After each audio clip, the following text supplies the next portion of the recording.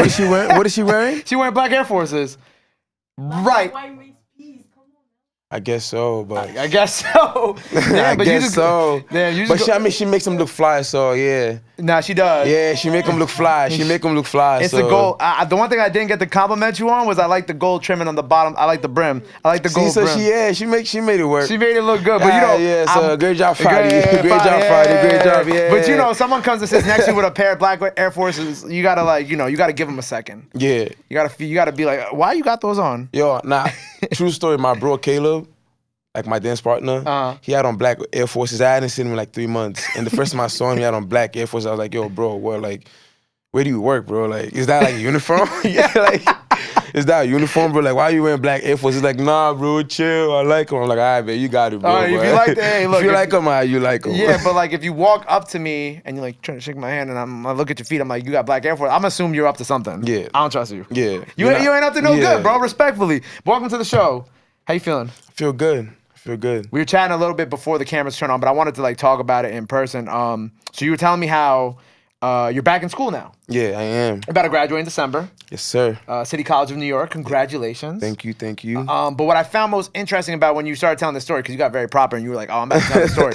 And I'm gonna let you tell it, but there have been like multiple instances that you took breaks in this, I guess, this long journey for you to finally graduate college, right? Yeah. So tell me about the different, like, tell me how this whole progression of like from when you started to now, like how that happened and what were like in between. So I graduated high school in 2015. Okay. Right. So I got into City College of New York. Actually, like, I didn't even get into City College of New York. They didn't accept me. That was the only school I applied to. They didn't accept me. So I had to write them a letter of appeal before I got into that school. So I got into school to run track and play soccer for the school, and then I started modeling a lot. Like, I really got, like, I just found myself loving modeling and, like, making music and dancing.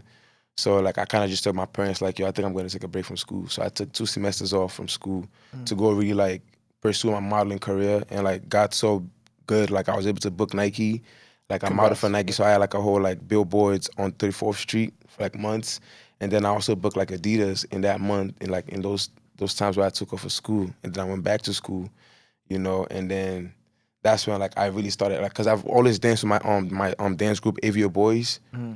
And then, like, even while I was modeling, I was dancing as well. So when I went back to school, we started dancing heavily as well.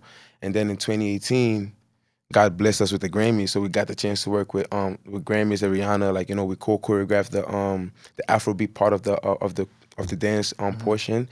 And then, like, you know, like, I'm doing that heavily. I'm going to school, and then Black is King happened. Right. So I had to take, like, a whole year off school too as well, just to, like, you know, work with the team, you know, travel with them, and, like, you know, just be a part of that, because, like, that's a once in a lifetime opportunity. You understand, like, which we'll break down a little bit more in a bit after this college story. Yeah. So, like, I took a year off of school. You know, that happened, and then, like, yeah, I was just, like, chasing my dreams for real, just, like, really doing it with my group, Avia Boys, and God really took us to places we never imagined ourselves ever being in. So, like, we're just so grateful. And then now I'm back in school during COVID. Like, you know, I decided to go back to school, and then I graduated in December. You know, I studied political science and I minor in theater. So, yeah, so. You're a man of many talents, because you're saying soccer, track, obviously you dance, yes, sir. You sing, you act. A lot of shit, bro. I mean, model. Shit, I mean, model. listen, man. I'm just a vessel of God. So, like, I'm just doing what God's called me here to do. So, like, whatever talents, like, God's giving me, I'm gonna use it, and hopefully, like, you know, I'm able to, like, exploit it the best way He wants me to. Right. Get. What was your decision to finish school then? Because, like, obviously you're doing very well for yourself. So, like, I'm trying. I've always wanted to finish school. Okay. I've wanted to finish school. So, like, that's not, like, it's always been a thing of mine. Like, COVID happened. There was nothing really going on, like, cause, like, I had a lot of shows, like, booked for me, like, after Black is King and prior to, like, my other works, like, so I had things I was gonna do. But when COVID happened, everything shut down. So, like, I had nothing to do. So I was like, you know, like, I've always wanted to, like, go back to school. So, like, might as well just finish it now. So I went right back. I went right back. So now, graduate in December. Yes, sir. Congrats, man. Thank you. You know what I'm saying? I'm sure I'll probably run into you somewhere in Brooklyn, because we talked about all the parties that we be going to in Brooklyn. I'm sure I'll run into you, but if I don't see you again, congrats on that. Thank you so much. But you brought up, I wanted to know, what did you start with? What was the first? Were you dancing first, singing first? Like, what was like the first thing you started with that leading into like everything else? So I've always been dancing. So dancing has been like a talent of mine. So like not like doing it professionally. So ever since I've been little, whenever the music comes on, me and my older brother Sedo, may his soul rest in peace, we just always dance. So like birthday parties, wedding ceremony, anything, any function, we would just always dance. And then like when we came to the United States, we just used to dance at church. Like, you know, we were part of a church group called Divine Angels. So we just do like church like, performances, yeah. And then like leading up to like just growing up in church, we met our last partner, Ghana boy Caleb, and then we decided to just be a group of just dancing because we just go to parties and dance, and people always know us together. So we just became a group, and then that happened. But singing, I was also in the choir too. Like, you know, once you're a church boy, you're a church boy. Like, you know, you're dancing for a thing. You're like, you know, so like I was singing with the choir too, and I was always telling my our musical director then like, yeah, I really want to sing because my uncle sings, my sister sings, and like so I've always been in that environment. So like I really love it. So I've always just sang to myself on a train, you know, just write my own music as well. So like in 2019, I just decided to like, yo, just go for it. Cause like I lost my brother in 2016, and ever since then, like I also almost lost my life in that situation. So like life itself just changed for me. Like the perspective of life just changed for me because I was always living in fear.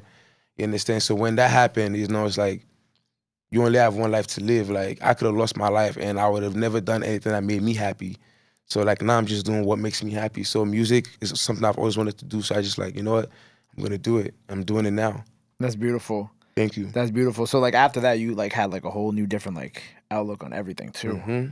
And the music stuff is obviously something that came natural, even with the church. I can imagine you like as a little kid in the church choir dancing. I want to ask, how old were you when you first came here? 11 years old. 11 years old. So you were at like an age where you were like pretty conscious of like everything happening too, to some extent. Was it like when you first came here? Well, I guess what were some of the first things that you went through when you first came here? I guess in terms of like maybe a culture shock or where did you first live when you came here? Jeez, I lived in the hood, bro.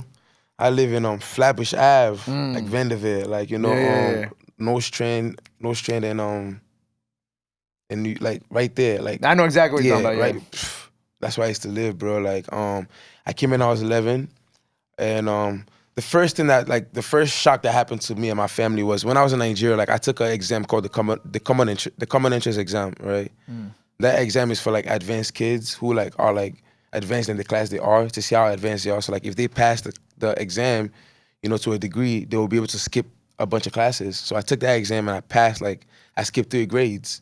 So like I was 3 years ahead of my in my education. So when I came here, my parents thought that was what was gonna happen. So I was 11 years old. I was supposed to go to the 9th grade, and then they were like, "Whoa, no, we can't have an 11-year-old kid in high school." So like, boom, they dropped me back to 6th grade, and yeah, man, it was tough for me. It was tough, like, you know, a young Nigerian kid. So like, it's different for me, like the way I dress. You understand? Like I'm still fresh off Nigeria, so like I still have like my Nigerian smell. Like I won't say like, you know, like there's just everything still like is a part of me. And like I was bullied a lot in middle school, but like I come from a strong household and a supporting household. So like it never really got to me the way it does to others. You understand? Like I was pretty confident in myself because like my family backing. So like I was bullied a lot, like in 6th grade, 7th grade, 8th grade, even throughout my high school. Like I was bullied for just being Nigerian, and it's just like doing me. But it was cool though, you know. It was cool because I was like advanced, like, and that really got me lazy too though. What, you know, being like, advanced?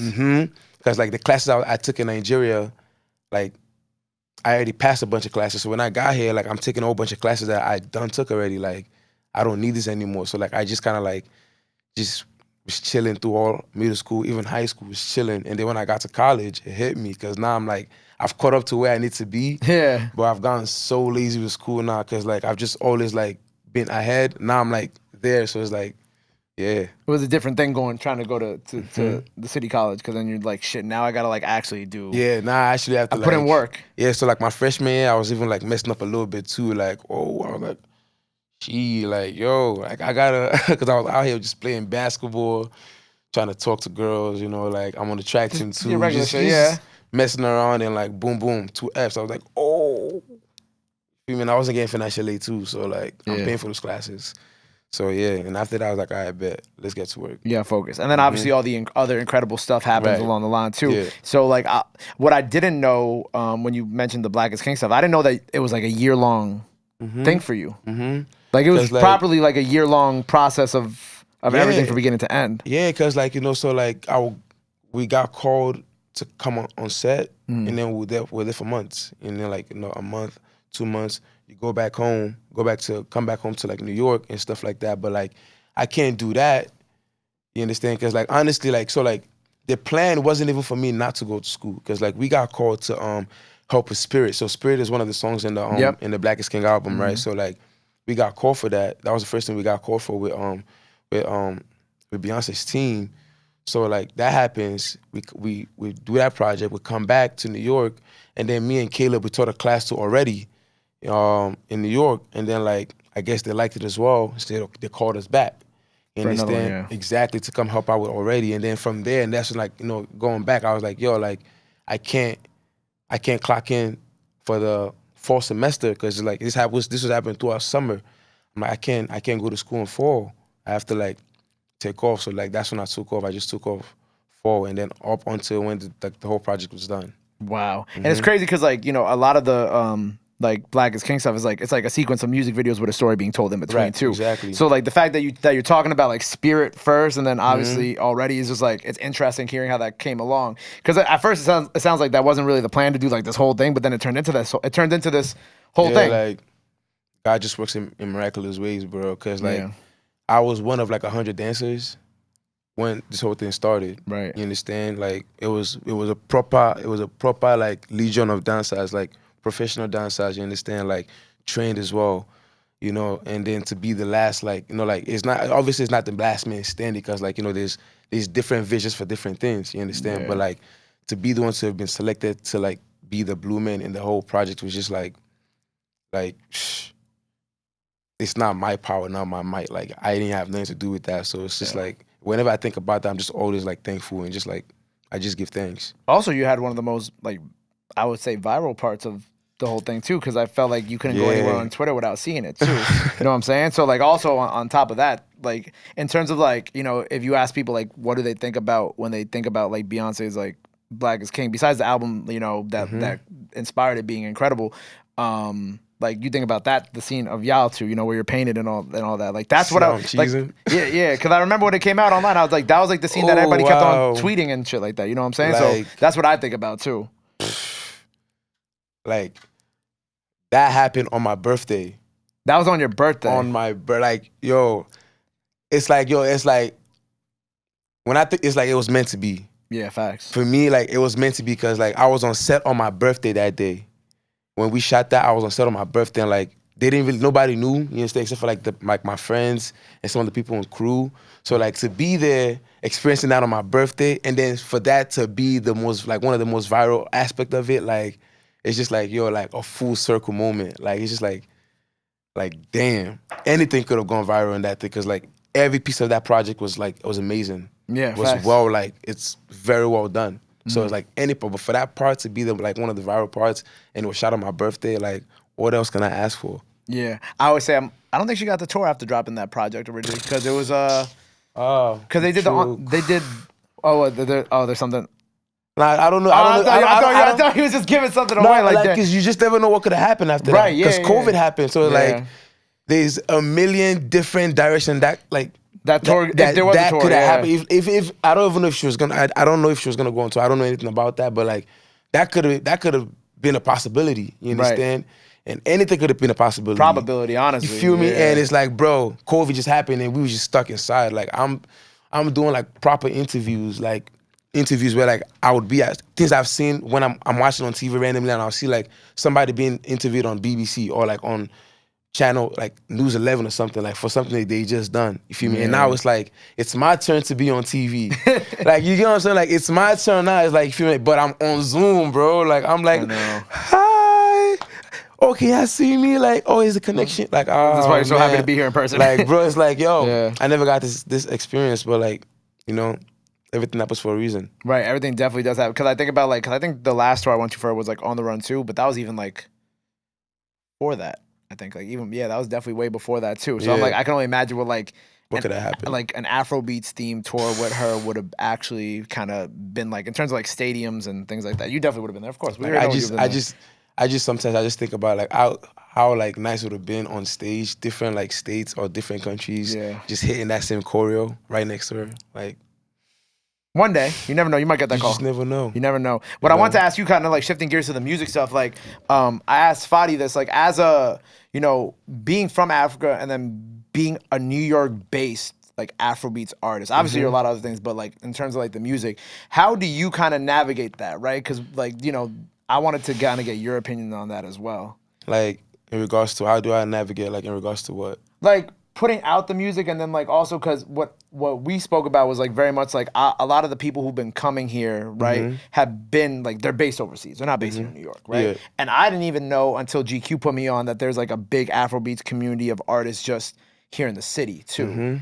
And I guess what I'm asking is like, how do you feel about like the overseas to like New York based, especially it being so big here in Brooklyn, like we've spoken about too? Like honestly, it's tough. You understand? It's tough because like I can only speak for myself. Right. I'm influenced by both cultures, both the one from Nigeria, and I grew up here too. So it's like I'm trying to tell my story to two crowd, and it's like sometimes it's just tough, son. Like honestly, it's just tough because like you want to connect to those back home, and like you also want those here to connect with you, but the ones that are here, like they just wanna connect with the ones back home. So it's like, it's just tough. It's tough to appeal to both audiences. It's just tough, it's tough to appeal to both, and like now it's just I think the energy that most of the artists are on right now is just like just do what you got to do, just do what makes you happy. You understand? And it's gonna come a full circle, and that's what like literally a bunch of us have been doing now. We just like do us, we do our own shows, we do our own events. You understand? And like it's picking up. Right. We just stopped worrying about what's going on. Obviously we know what's going on back there, but like it's like I won't say I stopped caring, you understand? But like I don't focus on it so much of like I need their attention. Like I'm just gonna make what makes me happy, and then if they gravitate towards it, they're gonna gravitate towards it because I'm telling my story the way I'm living it, you understand? And there are people who are gonna connect to it because like we only live in one world, and you understand? There are people who are living the same kind of circumstances which I'm going through, who will listen to my music and connect to it. So like, if I'm tapping into that, I'm gonna tap into that. So whoever's gonna like my music is gonna like my music. Right. I think that's a great way to put it too. You know what I'm saying? Because like obviously, I wonder like about because it's like the same thing. I feel like what maybe over there is like they weren't really worrying too much about what was going on here in America. Obviously, they care about they want the cosigns, whatever. But like they were just doing it because that's what they like to do at the end of the day. Like that's the music that they're creating. They're not making it for Americans. It just so happens that like it's hot over here now. Right. And honestly, I can't even blame the ones back here or like in the United States, like here, because like they're from back home. So like the music is what connects us to back home when we're not there, when we're not experiencing, the ups and downs. You understand? Like the music connects us to that. So like I can't blame them for like like always wanting to tap. Sorry, my phone is going off. Yeah, you a popular guy, my boy. I was like, you can't blame them for wanting to like tap into what's going on back home, but it's like, you understand, like, but we're here too. You understand, like, we're living your life. You understand, like, we're not living your life, but like, we're experiencing similar things here too. Yeah. And we're speaking about it in our music. So like, understand, like, tap in. Just don't just discredit us because we're not living we're not in the Nigerian like environment or like living the struggles or living whatever it is like that. Like we're living our own struggles here. Like it's not milk and honey in the United States either. You understand? Like we still gotta go through our ups and downs. You understand? Right. And you gotta go through it too. The same way I'm going through it, you gotta go through it. Right. You ain't going through what they're going through back home. You're going through what I'm going through. You feel me? So it's like tap in. And it's at the end of the day, it's also not like you never lived there too. Yeah, exactly. At the end of the day, exactly. It's also not like you never like lived over there. I grew up there, so like I understand. Yeah, I think it's interesting because like I think about that and like obviously I have a few. It's like one of my neighbors. He's from Ghana originally, and he just goes back every like well, not during the pandemic, obviously, but he would go back to like re-tap in and like get his musical, you know, kind of get his musical fix from over there and then come back and like come over here and make the music that he wants to make. And I think that that's also another interesting perspective of that same thing of being, you know, living here and kind of being here for most of your life, and then also just kind of like going back there and just, I don't know, reconnecting a little bit also at the same time. It's that's something I also want to, like, you know, that's something I plan to do as well. Like, go back home regularly, you understand, to just like experience my version of that world, you understand, and create my version of music to that world and to this world. So it's like, you know, but if you have a whole life here, to just be going back and forth like that, it's not easy. Crazy, it's crazy. You have to, like, you know, you have to be at a certain level to just be doing that. Where, like, you feel me? So it's like right now, like, I have a lot of things I need to accomplish, so I can't just be going back and forth. So like, whenever I get to that space, I'm gonna do it. Like, I'm just gonna go home and just be there for a whole year, enjoy my life, come back here, enjoy my life, go again, enjoy my life. You understand? Wherever I want to go, just go. When was the last time you went back? I was there last December. Okay. Yeah, so I was there for like a month. Yeah. So I heard. Okay, so when I had Darko here, Darko was like, she was like, oh yeah, you gotta go in December to Nigeria. She said that's when it's lit. That's what she was telling me. Yeah. She said that's when all the clubs be packed. I'm like, why December? I forgot. Do you remember how she explained it? Why she explained it that way? I forgot what about December she said was so lit, but that's just what she was telling us. Man, Christmas in Nigeria, like, I think everybody just lost Christmas in Nigeria. Like, ever since I've been growing up, that's the only day I look forward to. It's something about Christmas. So like, everybody is just genuinely happy in December. Like, no matter what struggle we're going through, it's like that month is like a breath of fresh air. Yeah. Exactly. It's just like, okay, we get to celebrate. We get to like kill chicken. We get to fry. Like, no, you get what I'm saying? Like, it's proper meals every day. Like, there's a party every day. You understand? So it's like, because every other month is work. We're working. And then Christmas time comes, it's like national holiday. We're just chilling. You understand? So I get that's that. why. Yeah. So everybody's just lit all the time.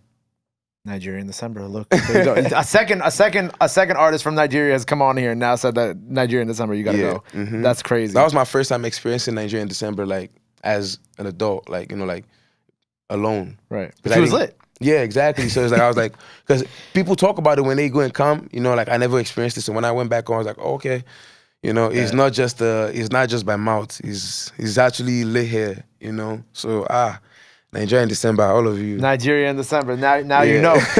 Something, you know, I saw you tweeted recently that you were like, I'm feeling a little lost. I wanted to ask why have you been feeling lost? Come on, bro. I pay attention, bro. I pay attention. Come on. You know, it's just like one of those moments, like, just me trying to navigate what I'm gonna do with myself. You know, especially being in this space. I feel like I'm in a space where, like, I have people looking at me and like seeing, and they see the potential in which, like, you know, I could get to, or level in which I could get to, you understand? And it's just like, everybody's just staring. Like, it's just like, it's lukewarm energy. Like, I think that's the worst type of energy anybody could get in this world, a lukewarm energy. You feel me? Where it's like, you don't know if these people are hot for you or cold for you, because it's just like, you know what I'm saying? So it's like, you just never know how to navigate in that space. You just never know. And that's why I understand why, like, feel like I understand why God is like, it's either you're hot for me or you're cold for me. You feel me? Because as His people, for us to be so lukewarm, and there's a lot of us, it's like, what do y'all want? You understand? So like, being in that space where, like, I feel like I do have eyes looking at me and seeing what I could do and seeing what I am doing and what I'm accomplishing, being independent, no help, you understand? And it's like, it's hot and cold all the time. So it's like, I don't know if you're hot for me today where I could just like come and say like, hey, what's up? Like, let's get this work. Or if you're cold for me where I could be like, yo, let's get this work, and like, nothing is happening. So it's just it's very weird to navigate through. So like, it's just, that gets to you. Like, you try not to focus on it, but you're only human. Because you're doing if you feel like you're doing what you need to do, and you understand, and like, people just giving you lukewarm energy, like, it's just like, bro, like, what am I missing? You understand? Like, what am I missing? Like, feel like, have I not checked all the boxes? Like, what am I missing? Like, feel like, you let me know. If that's the case, stop staring. Let me know what I'm missing instead of just like, well, okay, it's just weird, you know? Yeah. It's very weird. I feel like I definitely understand that because I feel like I've gone to some extent going through some things like that. So I definitely feel that. But do you feel better? Like Oh, I know this yeah, was a couple yeah, weeks ago. I went deep on the Twitter. I'm Yeah, sorry. yeah, nah, I that went was deep a- on that was a- I went deep on the Twitter. I'm sorry. I'll be doing that shit. If I see an You artist got a have- Twitter, I'll be like, yes. No, you have to have those moments though. Like you have to course. have those moments where like, you know, you have to give yourself like a reality check. Like, okay, like, Papi, what's going on? Where are you? You understand? Like, what do you feel? What do you see going on? Like, you know, like stop telling yourself these things to make yourself feel better. Like, you know, give yourself a reality check so you know how to proceed. Yeah. So that was like a reality check for me. Like, okay, like, yo, like, how are you really feeling? Like, you understand? Like, I know you're doing a lot of things, you're here, you're there, but like, how are you really feeling? So like, I dipped it. I'm like, yo, I really do feel lost. Like, it's like, even with Purple, like, you know, like, I hear a lot of people tell me like, yo, like, I love it. Like, even like these DJs out here, like, you know, like, yo, Papi, like, yo, like this Purple track, yo, I love it. But it's like, I'll pull up to your events or like you get booked for events that like, I'm in, you understand? Like, you love it, you tell me you love it, you tell me you love it, but it's like, I'm there at the event, like, you don't spin it. Like, you don't show no love. You feel me? Like, and it's like, you tell me, and then it's like, I'm not gonna overextend myself, you understand, for anybody, you understand? Unless you tell me what you need. Like, love goes two ways, you understand? If I'm showing you any kind of love, you can show it back. Or if you feel like you need to be loved and respected this way, then voice it. Feel me? Don't have people just like trying to guess how to. You feel me? Just let it be. I let it be known how I want to be loved or respected. You feel me? Like, yo, like, you see me here, like, yo, show me some love. Run my track. You say you love it, run it. It's not gonna cue you to run it like a couple of seconds or whatever the case may be. Like 30 yo, seconds, whatever. Papi is in the house, so like, you feel me? Like, this is his new track, blase, blase. It doesn't kill you to do that, you understand? If you love it so much, you feel me? And then if you feel like I need to do something for you to do that, voice it. Don't just be staring. Like, what is that? It's Right. weird. Yeah. I get it. Yeah. I understand. I feel that. It's like 30 seconds don't cost you nothing. Especially if you in the middle of an Afrobeat set. And if you that nice, bro, like, you feel me? You like, can mix it. If you that nice, like, stop it. If you that nice, you understand, like, you could mix it. You Yeah. feel me? Because if you nice, you could mix it. I'm just saying. Bobby talking that shit. I'm just saying, Yeah. like, we're not making trash music out here. So like, Yeah. stop it. Just stop the cap. You feel me? Like, okay, we get it. You want to play what's lit. You feel me? But like, you know, like, DJs, you're supposed to break a new record to the people. You feel me? Like, do that sometimes. Yeah. You feel me? Like, just do that sometimes. Like, you feel me? Like, because every DJ comes on the set and they recycle the same music. You know, sometimes, like, just do it sometimes. Give yourself that time to breathe. You feel me? Like, let people hear something new to, like, just deep a little bit and then, like, get back. You feel me? Like, just... I'd be sick of hearing the same 15 R&B songs every party. Just bro. do it That shit's sometimes, fucking because annoying. the people out here really like making so fucking sick of great that shit, music. bro. People out here making great music. Nah, he's spitting right now. He was spitting. I ain't gonna say it, but this weekend I heard a lot of the same music being played. I went to a party for 4 hours the other day, and they recycled the music at least every hour and a half. I was like, bro, y'all just played this shit. And I see people singing. I'm like, y'all not bored? Nah, if you know what it is. I'll be bored. I feel like they I won't say they bored, but it's like, it's the way, it's just the system. Like, if it feels as though they have no choice but to sing it. Because sometimes when I go to these events, you know, it feels like I have no choice but to get listened to this music. You feel me? Because like, I have no choice. You feel me? Because like, You're stuck there already. You're already that's there, exactly, yeah. and that's what I have to hear. You understand? Like, give me, like, I feel like I don't even like going to like club, big like Afrobeat events in the city anymore, because like, I know I'm gonna get the same music. I like going to like house parties now, like, you know, like hosted by like friends. Where like, people have like feel an me? aux. Yo, for real, cause like, and like, they will just be playing music that like, wait to come. What's that song? You understand? Like, for real, cause people listen to so many different kind of music, and it's like, yes, the mainstream music is there, but like, yo, like, there's a lot of good music out here, and like, if you that nice, yo, you know how to spin it in there where it's gonna hit.